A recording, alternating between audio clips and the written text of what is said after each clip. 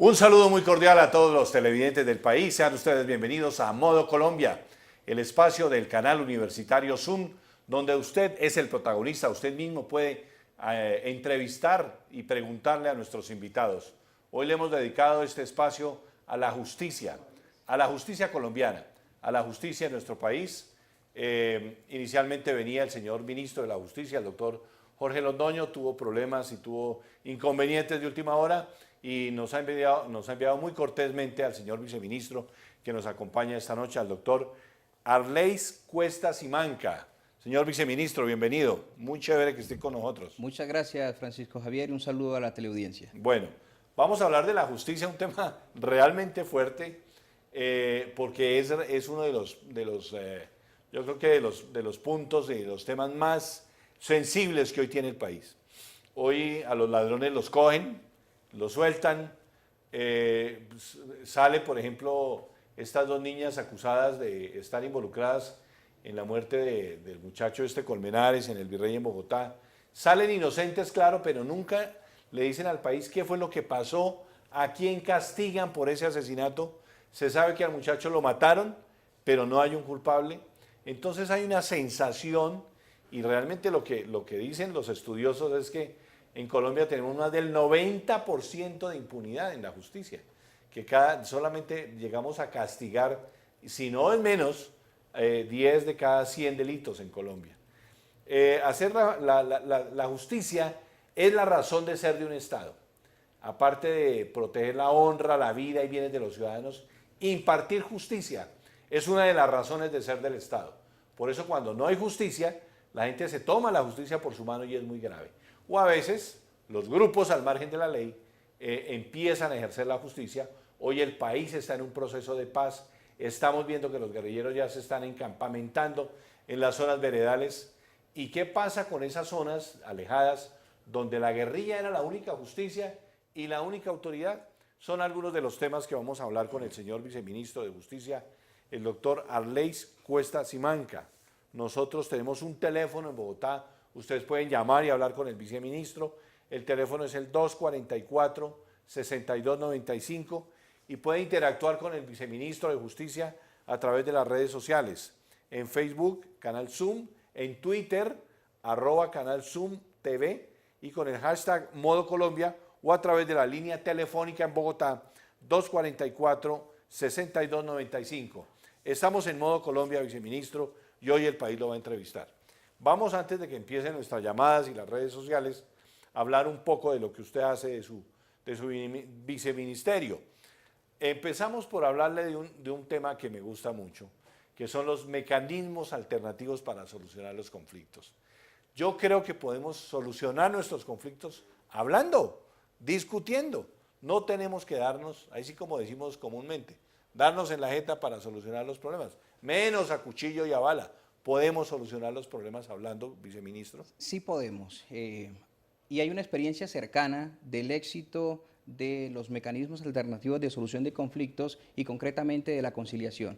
Recientemente, en el mes de noviembre del año pasado, 24, 25 y 26 de noviembre, se llevó a cabo la Gran Conciliatón Nacional. En estos 3 días se hicieron audiencias de conciliación en derecho, conciliación en equidad, y los resultados que obtuvimos en esta jornada nos permiten demostrar que la gente sí puede arreglar por las buenas. Además es el reconocimiento de que cada ciudadano, en cuanto es titular de razón, de voluntad y de conciencia, tiene toda la posibilidad de salir de sus problemas. Y una forma de resolver los problemas es el diálogo. Es una forma rápida de resolver los conflictos, es una forma económica de hacerlo, produce los mismos efectos que produciría una sentencia, es decir, hace tránsito a cosa juzgada. Si es que hay una obligación de por medio, presta mérito ejecutivo, lo que significa que podría exigirla con toda la fuerza que le atribuye la ley. O sea que es un medio rápido, eficaz y sobre todo ese carácter restaurativo, restaurar lazos. Cuando se tiene la posibilidad de hablar con el otro y de resolver de manera directa el conflicto, créame que hay una sensación de justicia superior a que si otra persona es la que determina o la que ordena qué es lo que debe hacerse para componer el caso. Entonces, claramente estos mecanismos son muy útiles y sobre todo ese carácter cercano para resolver los problemas empoderando al ciudadano en las decisiones de su propia vida. tenemos centros de conciliación. Hay muchas universidades que ya están prestando el servicio, ¿no? La oferta de conciliadores es bastante amplia en nuestro país. Tenemos más de 370 centros de conciliación. Ajá. Hay más de 2.800 servidores públicos con funciones para conciliar. Existe también la conciliación en equidad. Existen centros de conciliación de carácter público en las personerías. Es una forma muy cercana para resolver este tipo de conflictos. Las notarías prestan servicios de conciliación, los consultorios jurídicos de las universidades con centro de conciliación habilitado también pueden hacerlo, las cámaras de comercio también disponen de centros de conciliación y arbitraje, o sea que es una figura muy a la mano de los ciudadanos. Los comisarios también pueden hacerlo. En virtud del nuevo código de policía, los inspectores de policía también tienen competencias para conciliar, o sea que no hay excusa para decir que no se tiene la posibilidad de resolver el conflicto por las ¿Qué buenas. debe ir a conciliación? Los asuntos susceptibles de conciliación Por son... ejemplo, ¿qué cosas, viceministro? Los temas más frecuentes en estas jornadas de conciliación que hemos encontrado son temas de obligaciones alimentarias. Ese es un tema de mucha ocurrencia por la vía de la conciliación.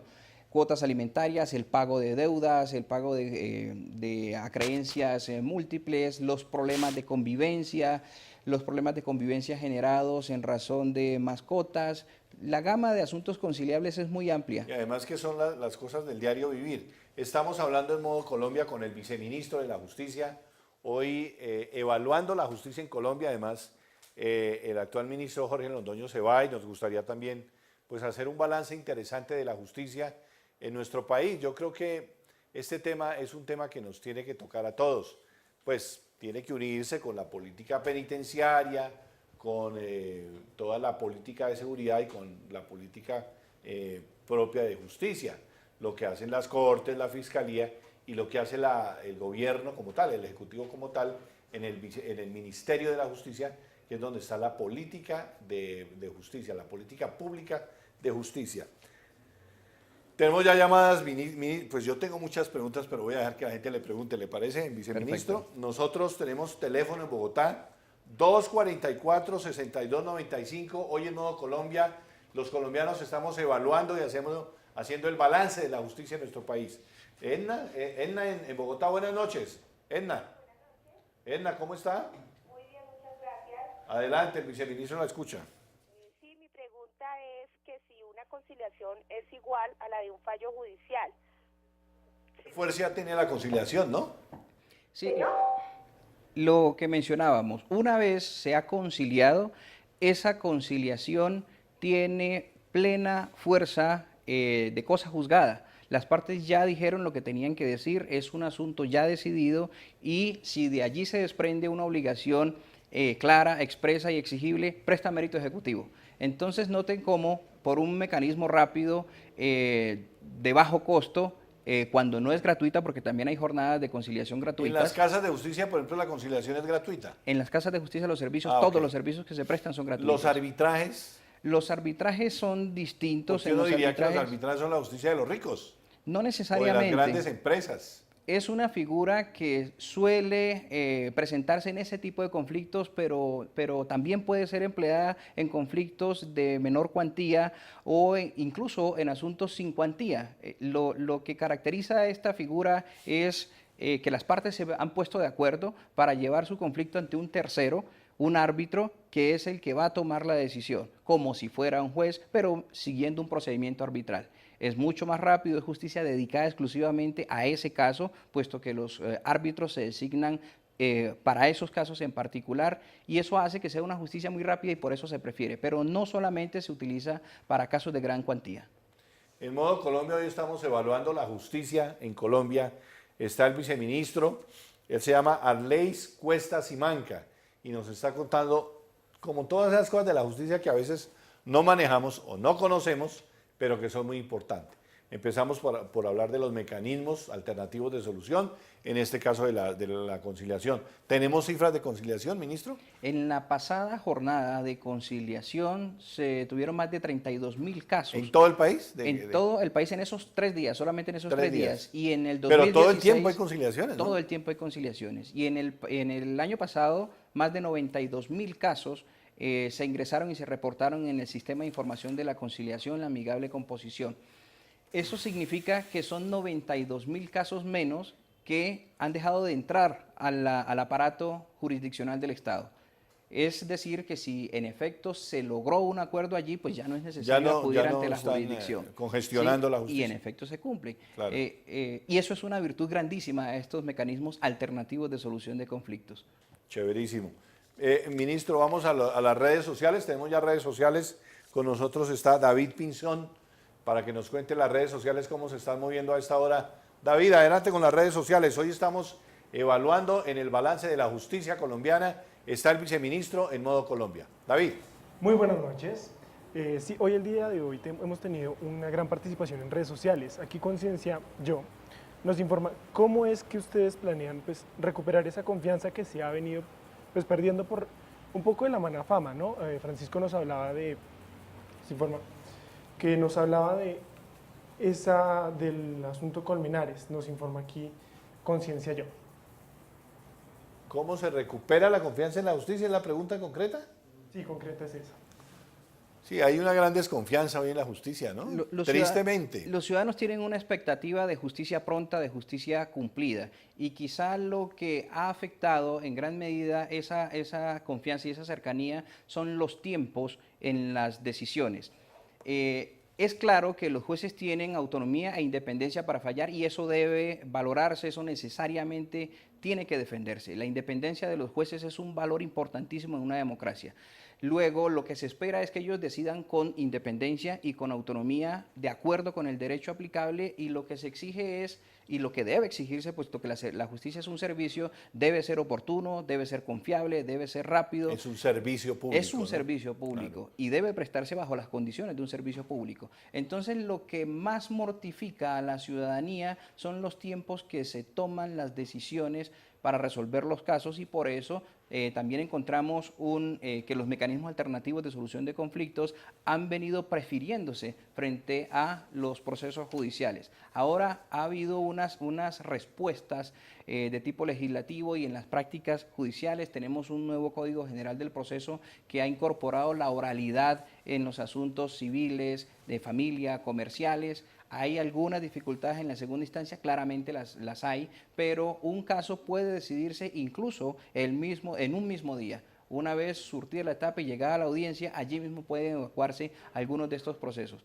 Y en materia penal, acaba de aprobarse una ley de procedimiento penal abreviado que permite que en 2 audiencias se pueda agotar el objeto del proceso en algunos casos, en algunos delitos o en los casos de flagrancia. Exacto. ¿Qué tipo de delitos hay? En 2 audiencias lo sacan. En 2 audiencias. Actualmente el procedimiento penal establece más o menos 7 audiencias. Ajá. Y reducir de 7 a 2, pues claramente representa una mejora. Claro está, no es para todos los delitos, esto es para los delitos que tienen alguna posibilidad de disposición por parte de su titular, por ejemplo, los delitos que requieren querella, los delitos contra el patrimonio económico, esos delitos que son susceptibles de disposición, o sea, robos, delitos de injuria, calumnia, inasistencia alimentaria, cosas muy del día a día, y que afectan la percepción de justicia. Claro. ¿Sí? Y los casos de flagrancia. Claramente el esfuerzo para la investigación es distinto en ese tipo de casos y por ende no se justifica que tengan el mismo trámite de un proceso ordinario, digámoslo así, en materia penal. Y se incorpora otra figura que es muy importante y creo que esto sí debe resaltarse y es la figura del acusador privado. Es decir, que la víctima puede solicitar pruebas, presentar pruebas y asumir un papel activo en el curso del proceso, en la investigación.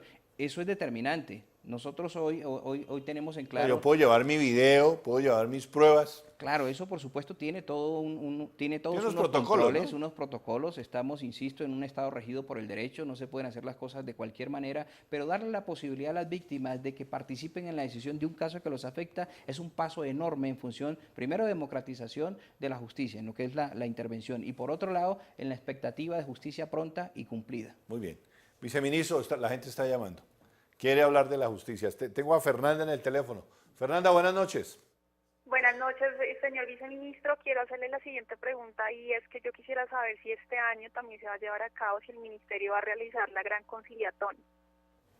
Las jornadas de conciliación, un éxito, ¿no? Un éxito. Las jornadas masivas de conciliación, y hablemos de la conciliación gratuita.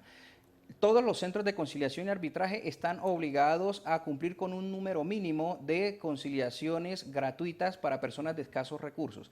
¿Qué estamos haciendo desde el Ministerio en función de concentrar estas jornadas en eventos como el que ya tuvimos en la Gran Conciliatón? Es coordinar con esos centros de conciliación unas fechas para establecer una periodicidad tal que garantice la eficiencia en el uso de los recursos. Esto tiene unas exigencias de logística que bien pueden aprovecharse cuando se concentran las ofertas de justicia por la vía de la conciliación y da mucho éxito. Las fechas previamente son anunciadas por cada uno de los centros en coordinación con el Ministerio de Justicia y el éxito de la conciliatón nos permite afirmar que necesariamente deben establecerse incluso no solamente en una fecha única, sino en momentos separados. Se ha previsto que pueden hacerse 3 jornadas concentradas, 3 jornadas masivas de conciliación con toda la oferta de conciliación que existe en el Estado colombiano. Tengo a María Mónica en la línea.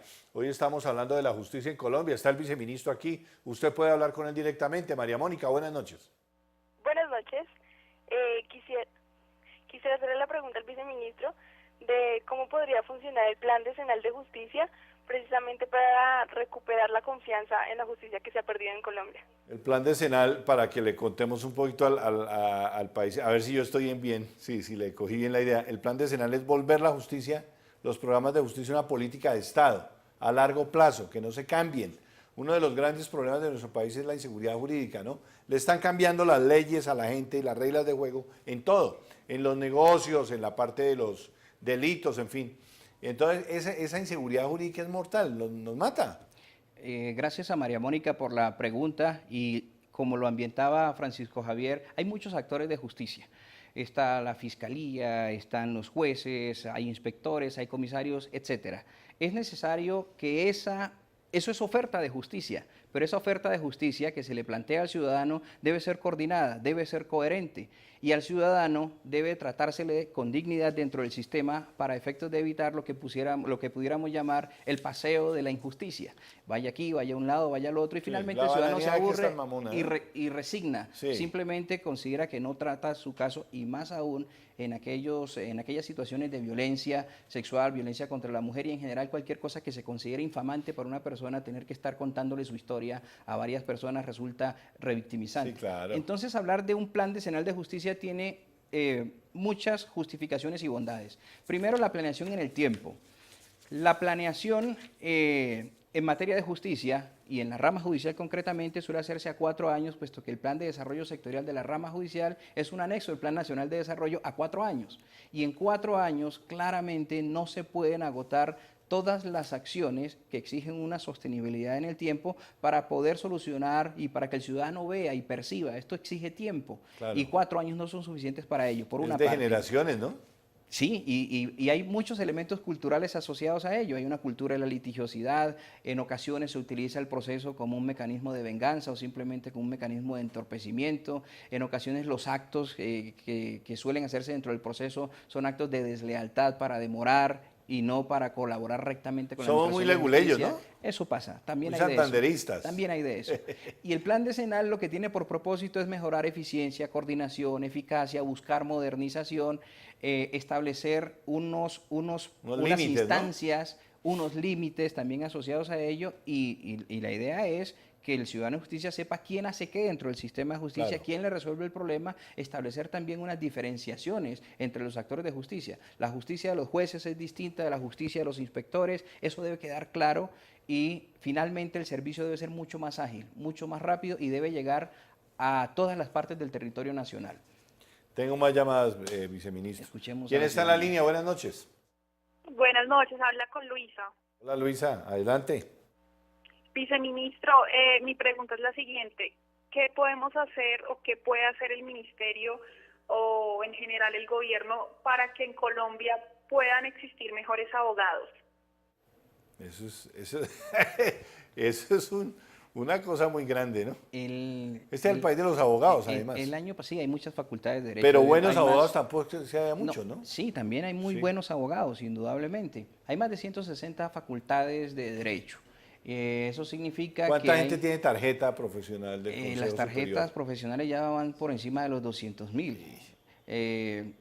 es necesario, no para efectos de limitar o de imposibilitar que quien decide dedicarse a una determinada rama del derecho pueda hacerlo, no ese es el sentido. Pero lo cierto sí es que el ejercicio de la profesión jurídica entraña un riesgo social y ese riesgo social necesariamente debe ser controlado, puesto que allí hay caldo de cultivo para la corrupción, para la defraudación, para malas prácticas y elevar los niveles de calidad de los programas de derecho y por supuesto con algunos énfasis, valga mencionar la solución alternativa de conflictos, un abogado formado para prevenir conflictos en vez de alentarlos, es necesario garantizarlos de la formación. En coordinación con el Ministerio de Educación Nacional y en un ejercicio participativo con facultades de derecho, se han establecido unos componentes necesarios para garantizar que los abogados formados y los que resulten ejerciendo han cumplido con unos requisitos mínimos de formación. Eso es muy importante. Ahora, no vamos a caer en la ingenuidad de decir que el que pasa por una universidad con esos estándares de por sí ya es puro y limpio para el ejercicio, pero sí se reduce claramente el riesgo que se le presenta al ciudadano en materia de servicios de justicia. Finalmente son decisiones que se toman en el aquí, en el ahora y en el campo, ¿cierto? Cada abogado las toma, pero asegurar una sólida formación ética, una sólida formación hacia la prevención de conflictos también incide necesariamente en la forma como se aborden los conflictos en la práctica. Muy bien. Viceministro, sigue la gente llamando. En redes sociales, ¿qué tenemos, David? ¿Redes sociales? Sí, desde Twitter Carolina Rodríguez nos pregunta, ¿cómo se implementa la Constitución como instrumento de paz en la superación de conflictos desde las regiones? Ahorita tenemos que hablar de paz. Necesariamente, y la paz debe tener un contexto regional, debe tener un contexto territorial y una mirada territorial. Los problemas de justicia no se presentan de la misma manera en todo el territorio nacional. Los problemas de las ciudades suelen ser distintos de las zonas rurales, dispersas, y por ende la respuesta del Estado en materia de justicia debe ser diferente si lo que se trata es de garantizar efectividad, de garantizar eficacia. Una de las estrategias que valga destacarla incluso por su sentido común, porque la necesidad de articular desde lo pequeño y de resolver desde lo pequeño los grandes problemas de justicia se inspiran en las realidades y en el contexto específico. El Ministerio viene trabajando en los sistemas locales de justicia. Esto se ha venido desarrollando como una iniciativa también financiada con cooperación internacional. Esto se ha vinculado a USAID, se ha vinculado a la Unión Europea, el PNUD, y en un esfuerzo articulado con la Consejería para el Posconflicto también se ha establecido la necesidad de articular lo que hay en justicia en cada territorio. Hay muchos actores de justicia que ni siquiera se comunican entre sí, que estando en un territorio pequeño, la oferta de justicia pareciera que fuera separada y cada uno anduviera por su lado.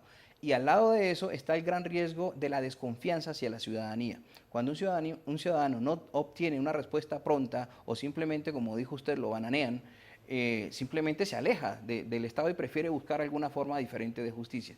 Generar confianza con la ciudadanía es fundamental en los sistemas locales de justicia y hacer que se coordinen los actores de justicia para un servicio integral de justicia y considerando no solamente lo remedial de la justicia, que es atender el caso por el funcionario, sino que los problemas de justicia tienen causas.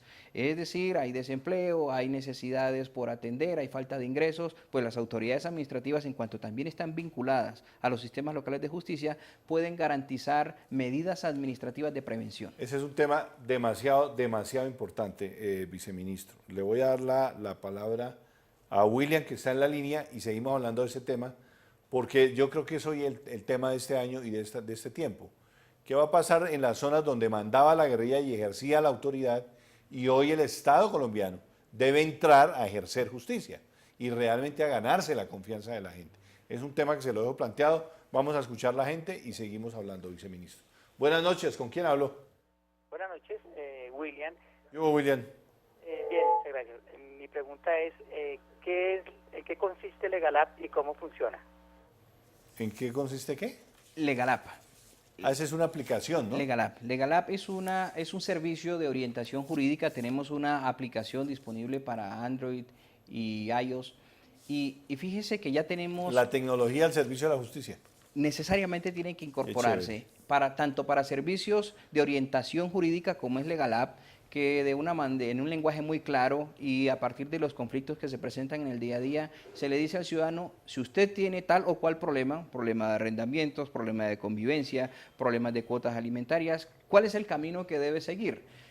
Muchos de los derechos no se ejercen porque simplemente no se conoce, primero, cuál es el derecho que se tiene y segundo, cuál es la ruta que debe seguirse. Legalab tiene esta virtud de indicarle al ciudadano sobre ese tipo de conflictos muy del día a día, qué es lo que tiene que hacer, a dónde acudir, y además tiene un servicio muy útil que es la georreferenciación de los despachos de justicia a donde puede acudir a buscar soluciones de justicia. Tiene incluso formas que le permiten indicar cómo se presenta una petición, cómo se presenta una demanda, una solicitud de una acción de tutela, cualquiera de estos mecanismos que nos permitan dirigirnos a la autoridad en ¿Cómo función bajo de la resolución del aplicación? caso. ¿Dónde la encuentro? Eso Legalab. Se encuentra por Legalab, por Play Store puede buscar Legalab. Okay. Incluso también la podemos encontrar en la página de Legalab, por la página del Ministerio. Legal App. Legal App. Legalab. La página del Ministerio de Justicia también tiene un vínculo para ingresar a Legalab y 3 millones de consultas nos permiten destacar como una experiencia exitosa en materia de servicios de orientación al ciudadano. Tengo a Luis Alfonso Sierra en el teléfono. Luis Alfonso, buenas noches. Buenas noches, ¿cómo están? Bien, adelante. Muchas gracias. Viceministro, muy buenas noches, un saludo y gracias por la presentación de este tipo de programas. Mi pregunta es la siguiente, si en una jornada de conciliatón las partes concilian algún problema y una de las partes no cumple con lo prometido, ¿qué mecanismos tiene esa persona para hacer cumplir rápidamente luego lo pactado en la conciliación? Interesante pregunta. Esa es una buena pregunta. Gracias a Luis Alfonso Sierra. Y el camino que le queda al ciudadano para exigir el cumplimiento de esa conciliación es la vía judicial. Y es muy importante mencionarlo así porque a pesar de que la solución sea dialogada, no significa que el particular tome la justicia en sus propias manos. Si hay casos de incumplimiento, necesariamente en el cauce del Estado Social de Derecho debe acudir al mecanismo judicial para que se haga efectivo el cumplimiento de la obligación. En ese caso, un juez, ¿cómo sería la...? En ese caso, un juez, dependiendo de la distribución de competencias, dependiendo del asunto del que se trate, si se trata de ejecución de sumas de dinero, hay unos procedimientos ejecutivos ante la jurisdicción civil para el cumplimiento de ese tipo de obligaciones. Si es una obligación laboral, pues asimismo existe una distribución de competencias para ello. David Pinzón, redes sociales. ¿Qué tenemos en redes, David? Pues Jesús Quiñones nos dice en Twitter, mientras haya garantía de justicia, no importa la cantidad de condiciones. Lore Cuella nos dice también, no solo tiene fuerza de cosa de justicia de acta de conciliación, también presenta mérito ejecutivo. Así es. Eso es o sea, la fuerza que tiene la conciliación. El acta que se levanta en conciliación presta mérito ejecutivo. Presta mérito ejecutivo, eso va ligado a la pregunta que es como un fallo judicial. Es como un fallo judicial, es como un derecho ya declarado y lo que se necesita es su ejecución. Es lo que nos preguntaba el anterior oyente, Luis Alfonso. Es que el tema de la conciliación es muy amplio, pero es muy interesante. Yo soy un defensor de la conciliación, me parece que es uno de los mecanismos que tenemos que alentar mucho sobre todo los medios de comunicación, ¿no? Permítame insistir en ello y eso nos permite reivindicar que cada uno de nosotros, así como puede generar problemas, pues también es causa de solución. Estamos dotados de libertad, de voluntad, de razón y de conciencia. ¿Por qué no hacer uso de todos esos atributos para resolver problemas? Claro. Y eso se puede hacer por la vía dialogada. Se puede y se pueden cumplir los acuerdos. Se pueden cumplir y es lo deseable, es lo deseable. No me dejen en el tintero el tema que le planteo, viceministro. Hoy la guerrilla está saliendo de unas zonas, hay unas zonas donde la guerrilla era la autoridad. Ahí estaban ellos y eso. Yo me acuerdo, por ejemplo, en el Putumayo, el comandante de la guerrilla citaba a una reunión en la vereda y todo el mundo iba a la reunión. Y el inspector de policía, que era la autoridad civil, lógica, citaba a la reunión, iban 2 o 3 personas, le tomaban del pelo. Siempre la fuerza del fusil y del arma, pues... tristemente era era la autoridad en esas regiones, ¿no? En muchas regiones. Y hoy entonces, ¿Qué va a pasar, viceministro? Permítame hacer una precisión y dejar en claro que cuando está el miedo de por medio, cuando está la intimidación, cuando está el amedrentamiento detrás de la forma de resolver un conflicto, no podemos entenderla como justicia en el marco de un Estado democrático de derecho. La justicia no puede sustentarse en las armas, la justicia no puede estar sustentada en el miedo. Por eso entonces, eso que de alguna manera en la práctica daba la posibilidad de resolver conflictos, no puede entenderse ni podemos acostumbrarnos a que esa es la manera de resolver conflictos. Existen unos actores institucionales de justicia y esos actores institucionales de justicia deben cumplir su papel. ¿Cuál es el reto entonces una vez ha salido el actor armado? Pues esos espacios debe ejercerlos el Estado con todas las características y atributos de un servicio. Sí, claro. Es decir, de manera oportuna, de manera confiable, con reducción de costos en mayor número y además de eso con toda la oferta que existe en materia de justicia. Hay unas alternativas de justicia comunitaria que lastimosamente no se han utilizado en todo su potencial. Fíjese cómo, por ejemplo, desde las juntas de acción comunal se puede llevar a cabo la conciliación en equidad de conflictos comunitarios o interpersonales, cómo los consejos comunitarios de comunidades negras también tienen la posibilidad de adelantar amigable composición, como la Jurisdicción Especial Indígena también tiene una oferta de justicia que debe ser empleada en los territorios. Entonces, sacando el actor armado, generando confianza en la comunidad, pues estos medios deben tener toda la posibilidad de resolver los conflictos que tiene el ciudadano con un ingrediente adicional. Eso debe llevar a reformular ese modelo de gestión de los despachos judiciales localizados en un lugar esperando que llegue el ciudadano. Debe haber la posibilidad de que el ciudadano tenga la justicia donde vive y eso hace que la justicia deba ser móvil. ¿Cómo lo van a hacer? Justicia debe ser itinerante. ¿Van a llevar unas lanchas, unos buses? ¿Qué? Sabe que ese ha sido uno de los temas por los cuales más hemos venido trabajando en el Ministerio y tiene que ver con sistemas locales de justicia, dentro de los cuales hemos adelantado jornadas de justicia móvil. Y sí, se ha ido con lanchas, con autoridades judiciales, y eso va ligado también de la presencia de otras autoridades, valga mencionar la Registraduría Nacional del Estado Civil, la Unidad de Víctimas, porque al lado de adelantar jornadas, de tomar denuncias, de recepcionar, de tramitar procesos, pues está también la necesidad de promocionar derechos. Hacer registro civil implica también entrar a participar en el tráfico jurídico, el reconocimiento de la personalidad jurídica de los ciudadanos y todas las prerrogativas que de allí surgen. Entonces ese carácter móvil de la justicia, esas lanchas móviles de justicia que prevé algo que tenemos en mente, que es la expedición de la justicia para hacer recorridos por vía marítima, por vía fluvial y por tierra, llevando la justicia a los diferentes territorios, está inspirada en eso. Maravilloso. Ahí hasta llevan los jueces y fiscales. Sí, hemos adelantado unas jornadas móviles de justicia muy interesantes. En las diferentes imágenes, eso está en la página del Ministerio, está documentado, vemos cómo personas muy comprometidas se echan el escritorio al hombro, la máquina, saltan ríos, cruzan puentes, entienden las dificultades de las personas para llegar donde están los despachos de justicia y esa sensibilidad por la protección de los derechos humanos. Finalmente, esto es protección de derechos humanos, debe valorarse desde lo que le toca vivir al ciudadano. Tengo a Carlos Pacheco de Chía en la línea. Carlos, buenas noches. Y buenas noches. Estamos hablando de la justicia, el viceministro de Justicia lo escucha. Vale, muy buenas noches, viceministro. Un gran favor. La pregunta es, ¿el Ministerio está haciendo algo para que se respeten los derechos de las personas en condiciones de discapacidad? Muchas gracias, Carlos. La inclusión es uno de los temas en los que más se evidencia la justicia. La necesidad de llegar con servicios de justicia, garantizar acceso a la justicia de personas que han sido discriminadas. Y uno de los sectores poblacionales donde se ha vivido eso tiene que ver con las personas en situación de discapacidad. El Ministerio de Justicia, y con la participación de 54 universidades, 54 facultades de Derecho, ha logrado establecer una red, la red Rundis. Y esa red Rundis tiene como núcleo la protección, la defensa y el respeto de las personas en situación de discapacidad.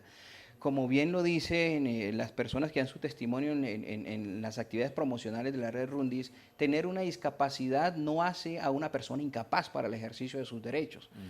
Y asimismo las entidades deben quitar esos elementos de prejuicio, de preconcepto asociados a que una persona en discapacidad no puede ejercer derechos. Eso es lo que hace la red Rundis, que ha venido articulándose desde el Ministerio de Justicia, concretamente desde la Dirección de Justicia Formal. ¿Cómo lo hacen? O sea, primero mediante ya en la práctica, ¿qué es lo que detrás hacen? de esto hay derecho, es decir, hay normas que establecen garantías, detrás de esto hay vivencias específicas en las que se evidencia esa discriminación. El conocimiento de ese derecho y la difusión de ese conocimiento en los operadores de justicia es fundamental, a notarios, a jueces, a inspectores, a ciudadanía en general, para eliminar esas barreras culturales, esas barreras conceptuales sobre las personas en situación de discapacidad. Y además de eso, hay actividades de litigio estratégico asociadas a ello cuando quiera que hay necesidad de proteger los derechos de las personas en situación de discapacidad. Y que ello se haga con las universidades, también garantiza que desde la formación de los abogados ese concepto quede incorporado. Y se pasa de una posición de considerar que por cautela es mejor no dar derechos o no hacer trámites a una totalmente contraria para entender que como sujetos jurídicos las personas en situación de discapacidad deben vivir en un Estado social y democrático de derecho con todo lo que eso implica. ¿Hay jueces, hay fiscales, hay, por ejemplo, investigadores en condición de discapacidad? Sí, señor, y hay casos que muy inspiradores, muy motivadores y que además de eso permiten entender que el acceso a la justicia y la posibilidad de hacer justicia necesita eliminar ese tipo de barreras. Y por supuesto deben ampliarse garantías de acceso a la justicia. Por ejemplo, que las normas jurídicas de un Estado puedan estar en audio para las personas con problemas de ceguera, con problemas de visión. Ampliar la posibilidad de que las sentencias judiciales o las normas estén disponibles en un mecanismo braille para las personas invidentes, contar con servicios de intérpretes de lengua de señas en los trámites judiciales para no vulnerar el derecho de acceso a la justicia. Pienses en una persona que no puede hablar intentando presentar una denuncia por violencia intrafamiliar. ¿Qué forma de negar la justicia? Por eso garantizar estos espacios. Y entonces ahí ponen a un intérprete. Para que pueda... La pregunta es si lo hay en todo lado. En todos los lados no lo hay, indudablemente. Es parte de los esfuerzos que debe hacerse y el carácter progresivo de este tipo de acciones nos puede llevar a esas acciones necesarias de inclusión. A ello se le apunta. El Plan Decenal de Justicia tiene un componente en esta materia muy importante. Seguimos hablando con la gente en el teléfono. Nuestra línea telefónica en Bogotá es la 244-6295. Estamos también en las redes sociales, en Facebook, Canal Zoom, o en Twitter, @Canal Zoom TV, con el hashtag Modo Colombia. Nuestra línea telefónica 244-6295. ¿Quién está en la línea? Buenas noches. Aló, buenas noches. ¿Con quién habló? Juan Camilo. Hola, Juan Camilo, adelante. Doctor viceministro, si yo tengo un familiar en condición de discapacidad, ¿qué puedo hacer? ¿Qué herramientas me puede establecer el Ministerio de Justicia para poder acceder a la justicia? Eso depende de cuál sea el problema concreto. No por tener un familiar en condición de discapacidad tiene un problema jurídico, sino que debe haber alguna situación allí involucrada de negación de derechos o de dificultad para acceder a los mismos, y eso dependerá precisamente de cuál sea el conflicto que deba tratarse. Lo invito a que consulte Legalab, lo invito a que en la red Rundis pueda encontrar los diferentes temas de orientación sobre los derechos de las personas con discapacidad. Nos quedan algunos temas pendientes. Voy a darle paso a redes sociales y seguimos hablando del sistema de información sobre derecho, que es un tema que nos falta, ¿no? Redes sociales, David, adelante. Sí, desde Twitter, De Jiménez nos pregunta, si la ley de víctimas no ha cambiado, ¿qué garantiza que la unidad de víctimas sí? Ahí hay muchas coordinaciones y es claro que las leyes por sí mismas no resuelven los problemas, pero sí es necesario que exista un mandato normativo para poder establecer rutas de acceso a los derechos, para poder establecer procedimientos ágiles, para establecer obligaciones que permitan la satisfacción de los derechos de las víctimas. No es la institución por la institución, sino que ello debe verse también contar con los medios, la capacidad de respuesta administrativa, la coordinación con otras autoridades para poder hacer realidad lo que establecen las leyes. Y estos no son problemas que se solucionen de un momento a otro. Los problemas de aplicación del derecho también van ligados a la interiorización de los conceptos que involucran las leyes. ¿Sí? La ley tiene que asimilarse, la ley no es la ley como manifestación externa, sino que debe haber una voluntad sincera de su cumplimiento y eso exige unos momentos de adecuación. 2 años, 3 años no han sido suficientes para ello, 5 quizás no lo sean, pero la proyección que se haga y el esfuerzo sostenido de las autoridades y coordinado sí puede ser una garantía para ello. Hay mucho por hacer, claramente lo hay, pero si no empezamos nunca, O sea, hay que ¿cuándo hacerlo, terminamos? hay que ir haciéndole, hay que ir haciéndole. Necesariamente. Viceministro, tenemos más llamadas. ¿Quién está en la línea? Buenas noches. Buenas noches, soy Paola. Me gustaría saber qué puedo encontrar en las casas de justicia, qué servicios nos prestan a la comunidad diferente de pronto de otras entidades de justicia. Muchísimas gracias. Las casas de justicia. ¿Cuántas casas de justicia llevamos ya? Actualmente tenemos en el país 108 casas de justicia y ¿En, dentro ¿En todas las ciudades? En todo el país tenemos 108 casas Sí. de justicia, en todos los departamentos encontramos presencia de estas o de los centros de convivencia ciudadana. Esta es una estrategia de articulación de justicia ha funcionado, ¿no? y ha funcionado, y vaya que sí, porque allí encontramos servicios de justicia formal, es decir, ahí encontramos jueces, encontramos fiscalía, encontramos comisaría, donde lo hay tenemos también medicina legal, hay presencia del Instituto Colombiano de Bienestar Familiar, Defensoría del Pueblo. Está todo. Eso significa que la oferta de justicia está concentrada y evitamos ese paseo de la injusticia por una parte y sobre todo que podemos hablar de un sistema de justicia. Una vez entra el ciudadano y presenta su caso en el CRI, que es el Centro de Recibo de la Información, de Recepción de la Información, ya queda entonces en línea entre los diferentes actores de justicia. Y los centros de convivencia ciudadana permiten vincular también los servicios municipales ligados a orientación en temáticas agropecuarias, ludoteca, deporte, es decir, una oferta administrativa para efectos de prevención y de solución de conflictos, puesto que los asuntos de la justicia no son exclusivamente asuntos de jueces, eso hay que tenerlo claro, y lo que quizá resuelven los jueces son problemas que les llegan allá en razón de que no se ha tenido en muchos casos esa respuesta administrativa previa. Entonces, en las casas de justicia encuentran los servicios de justicia concentrados, servicios de orientación, atención, prevención de violencia intrafamiliar, prevención de conflictos y, por supuesto, toda la línea remedial. Y la gente acude a la casa de justicia. La gente acude a las casas de justicia y hay una gran confianza de la ciudadanía en las casas de justicia por el hecho mismo de que la oferta esté concentrada y que los actores de Por justicia... algún lado le solucionan o le escuchan. Eso es garantía de que funciona precisamente el sistema de casas de justicia, con el acompañamiento también, cuando hay comisarías de familia, con equipo interdisciplinario, el acompañamiento psicológico, particularmente en temas muy sensibles de violencia intrafamiliar. Sí, se ven unos casos dramáticos, ¿no? Dramáticos, dolorosos. En las tristes. casas de justicia. Vamos con nuestros... nos quedan 10 minutos, viceministro, vamos a darle prioridad a la gente que está llamando. Buenas noches, ¿con quién hablo? Buenas, con Olga. Olga, adelante.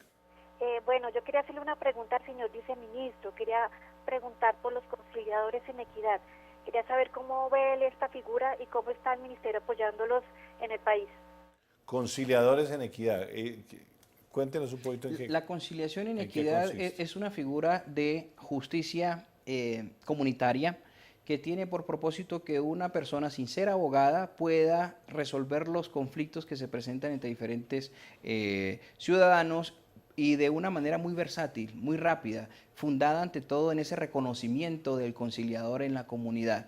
No tiene costo, es formal, produce los mismos efectos de una sentencia. Con la particularidad de que el conciliador no es el que dicta sentencia, sino que es el que hace que las partes se avengan, es el que genera un punto de acercamiento, para diferenciarlo de los jueces de paz, que también son manifestación de justicia comunitaria. Y Hay un programa del Ministerio para ampliar la formación de los conciliadores en equidad. Hay un modelo de implementación de la conciliación en equidad. Para ser conciliador en equidad se necesita tener una formación previa. ¿Y los forman, los capacitan? En el modelo de implementación de la conciliación en equidad tiene esa pretensión. Por supuesto, hay mucho por hacer en esta materia. Hay un seguimiento necesario que debe hacerse y algo que se ha reclamado con mucha fuerza por los conciliadores en equidad es que necesitan contar con medios técnicos para cumplir su función. En Tumaco escuchábamos una experiencia bastante inspiradora de una conciliadora en equidad que fue reconocida con el premio Jaime Giraldo Ángel en razón del esfuerzo que ella hace de sus propios medios, con su propio esfuerzo, va donde está el conflicto y hace lo que tiene que hacer para que las partes entren lleguen a un acuerdo.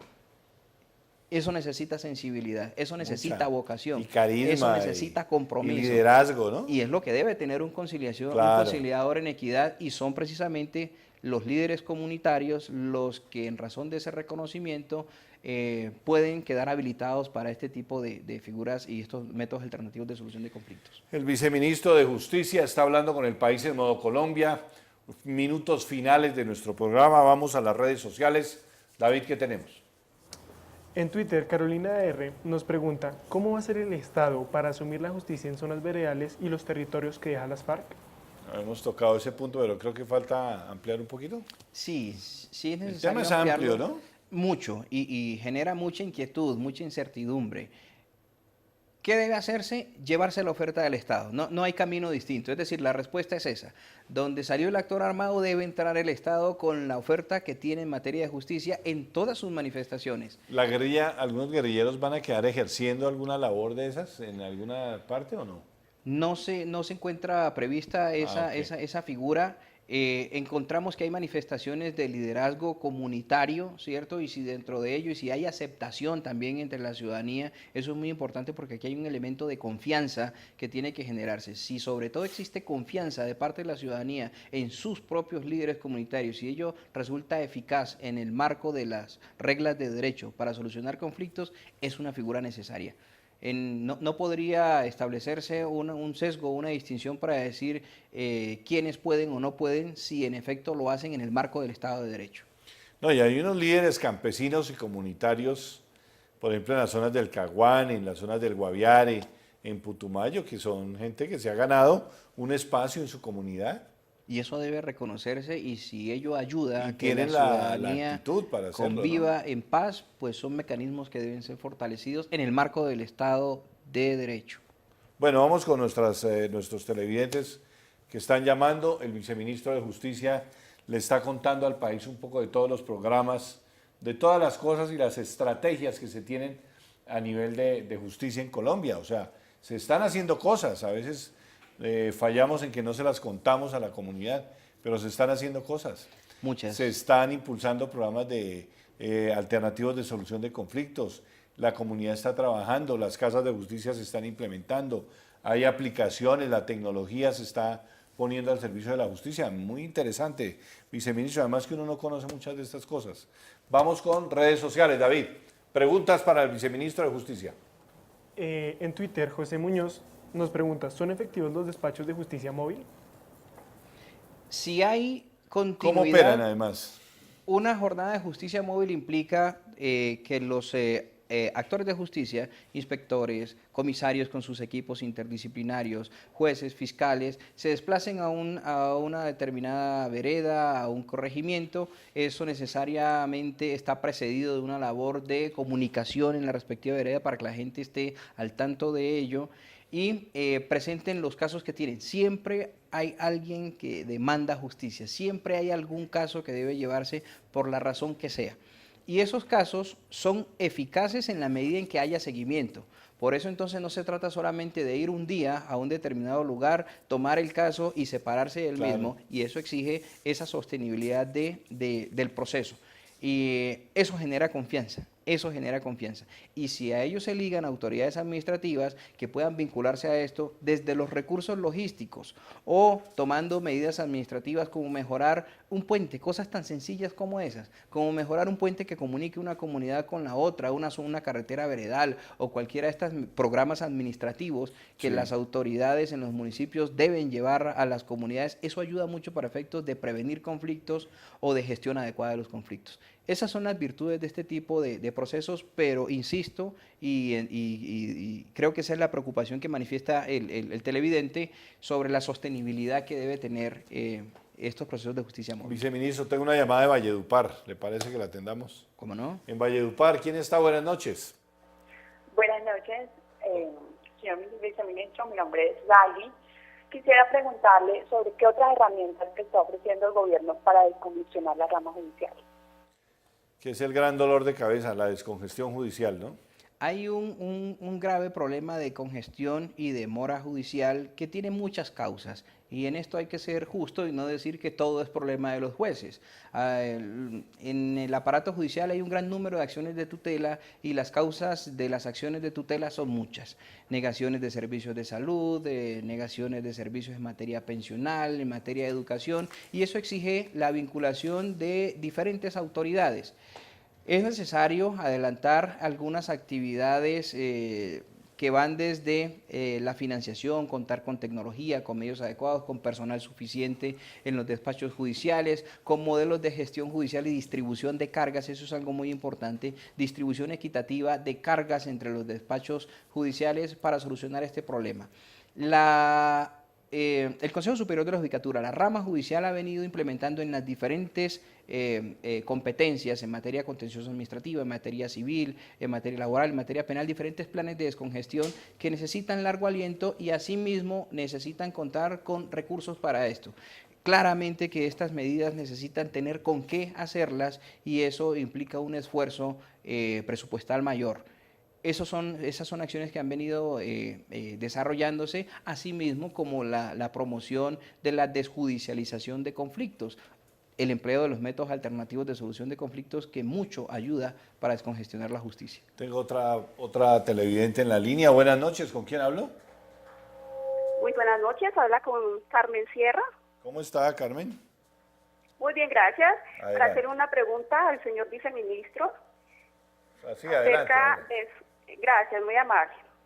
Una pregunta para el señor viceministro, ¿cómo se podría implementar el orden social de que habla su libro en el ordenamiento colombiano y especialmente en la justicia transicional? Muchas gracias por haberlo leído y por la referencia. ¿Qué libro es? ¿Qué libro es? El orden social como derecho humano subjetivo. Es su libro. Sí, eso tiene que ver con coordinación, eso tiene que ver con articulación de diferentes actores y de mejores diseños para garantizar en mejor medida los derechos humanos. Y en materia de justicia transicional, como en cualquier otra materia, como en cualquier otro servicio que preste el Estado, el éxito de esto estará en un diseño adecuado para responder a las necesidades de los ciudadanos en el respectivo contexto. Estas no son medidas que se logren de manera general y amplia, sino que la localidad da la posibilidad de resolver conflictos allí. Entonces hay mucho por hacer, pero el plan decenal del sistema de justicia nos sirve para ello, los sistemas locales, casas de justicia, servicios de orientación a la ciudadanía, todo esto nos ayuda. Vamos atendiendo ya llamadas finales, estamos a 5 minutos de terminar el programa. Voy a darle la palabra a la gente que está llamando y que está participando en las redes sociales. David, redes sociales. Jesús Quiñones nos pregunta cómo promueve la creación de espacios para acciones en materia judicial que involucren a la comunidad en resolución de conflictos. La justicia comunitaria es uno de estos mecanismos, las actividades de promoción de derechos que se hacen en donde hay casas de justicia, donde hay centros de convivencia ciudadana. Eso se hace no solamente por el ministerio, valga decirlo, sino precisamente con la fuerza de las personerías municipales, la Defensoría del Pueblo, la Procuraduría General de la Nación. Y todos los servicios de orientación al ciudadano nos sirven para que la comunidad sepa qué puede hacer para resolver problemas de justicia incentivando el diálogo. No quisiera terminar el programa, Francisco Javier, sin hacer alguna mención al Sistema Único de Información Normativo SWIN, que es un sistema que se ha venido desarrollando en el Ministerio de Justicia, porque uno de los grandes problemas es que tenemos muchas normas, tenemos normas para todo. Y muchas normas obsoletas. Y ¿no? hay muchísimas normas obsoletas. Hay ¿Qué muchas normas que se acuerdan son desuetas. ridículas? O por No, allá hay normas y una que siempre suele presentarse, está en nuestro ordenamiento jurídico, no ha sido derogada, una norma de prohibición de importación de chinos. Normas como esas, son normas que determinan que la educación debe hacerse conforme a la poesía, la vida y obra de Rafael Pombo. Esa clase de cosas, si bien están superadas, es necesario Y no quitarlas se han del derogado. ordenamiento jurídico. Están allí. Desde 1864, desde cuando tenemos el diario oficial a hoy, se han podido Desde la identificar Constitución de Río Negro.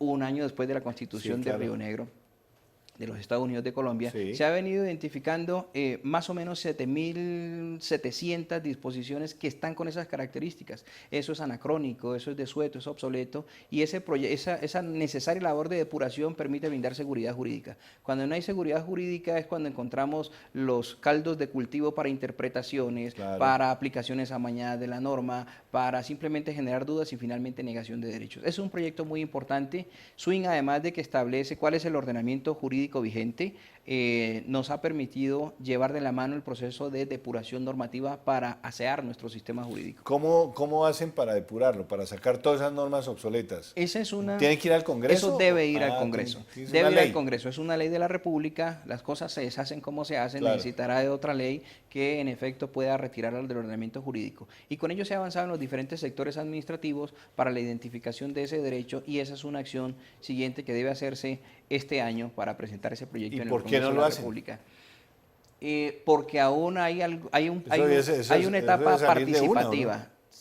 No, sí, debe Sería como hacerse. lo lógico, ¿no? Debe hacerse, pero esto es derecho. De todas maneras necesita ser tratado como ha de tratarse una ley que ha sido manifestación del órgano de representación popular. ¿Hay que derogar una por una o se pueden Se todas puede en hacer bloque? en bloque, se puede hacer en bloque. Ah, ok. Vamos con redes sociales, estamos ya terminando el programa. David. José nos pregunta, la justicia en Colombia no es igual para todos. Los de menos recursos son castigados severamente. La justicia en Colombia no es igual para todos. Ese es el otro caballito de batalla que tenemos, ¿no? Como la justicia es para los de Ruana, más o menos. Hay algunos refranes o aforismos que han cundido, pero creo que se ha disminuido mucho de eso. Todos los días nosotros encontramos sentencias donde se hace justicia, y hay que hacerle un reconocimiento a nuestros jueces. Indudablemente hay mucho por hacer en temas de justicia, pero eso no nos puede llevar a negar los esfuerzos que se hacen por las diferentes autoridades y particularmente los jueces. Los jueces, con lo que tienen, administran justicia, lo hacen de manera seria, dedicada y responsable. Indudablemente ha habido casos en los cuales personas desviadas de su objetivo han incurrido en esa clase de noticias que son las que cunden, pero si destacáramos los esfuerzos juiciosos, responsables, comprometidos de los jueces de la República, también encontraríamos argumentos para desmentir este tipo de refranes que lastimosamente se han quedado allí en el imaginario. ¿Le han respondido al país los jueces? Los jueces le han respondido al país en la medida de sus posibilidades. Siempre se puede hacer mucho más, y no solamente por parte de los jueces, sino también desde el gobierno, sino también desde la comunidad, también desde la academia, también desde las organizaciones de usuarios de los servicios de justicia. Siempre es posible mejorar, y creo que eso sí es una idea clara bajo la cual debe afirmarse cualquier posibilidad de mejoramiento de lo que tenemos. Redes sociales, la última pregunta para el viceministro, David. Sí, Jesús Quiñones nos pregunta, con todo lo que hemos charlado en el día de hoy, ¿cómo podemos mejorar o cuáles son los planes de futuro? El plan decenal del sistema de justicia debe establecer unos objetivos del sistema, debe establecer unas acciones de cada uno de los actores, y aspiramos a que estas políticas sostenidas nos conduzcan a identificar acciones y a garantizar recursos para tomar ese tipo de decisiones en materia de justicia. Bueno, los retos son muy grandes, ¿no? Muchísimos. ¿Qué enormes. nos queda hacia adelante, hacia futuro? Nos queda mucho en materia de política criminal, nos queda mucho en materia Ahorita la penitenciaria justicia y de paz, carcelaria, nos queda lo de la justicia de paz, nos toca desarrollar asimismo algo que está en los acuerdos y tiene que ver con la jurisdicción agraria. Todos estos temas son los que permitirán darle solidez y finalmente recobrar la confianza de los ciudadanos, particularmente en aquellos lugares que han vivido el conflicto de una manera cruda y directa. Esos son los retos de justicia, pero esto no es un esfuerzo solamente de instituciones, sino también de ciudadanía. Esto es un esfuerzo de sociedad. Vamos a salir adelante, ¿no? Estamos en modo Colombia. Vamos a salir adelante y vamos a hacer la paz entre todos, con justicia social. Viceministro, Muchas gracias por habernos acompañado. Muchas gracias a ustedes por su generosidad, Francisco Javier. Me saluda el ministro y bueno, lo que sigue de aquí adelante es un reto muy grande, ¿no? Así es. Cuando podemos hacer justicia, podemos hacer también la paz, ¿no? La y, paz va ir ligada a la construyendo el justicia. tejido social y fortaleciendo institucionalmente nuestro país. Y eso lo hace cada uno de nosotros, los ciudadanos, en el día a día. A Maritza, la jefe de prensa del ministerio, muchas gracias.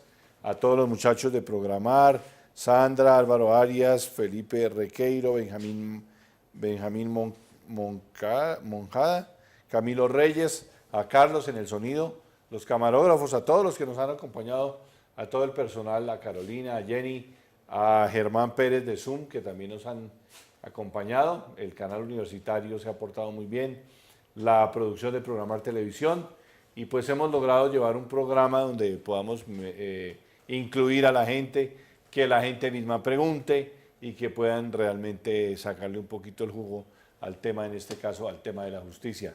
Nos vemos todos en la construcción de un nuevo país y en la construcción de la paz, por supuesto que sí.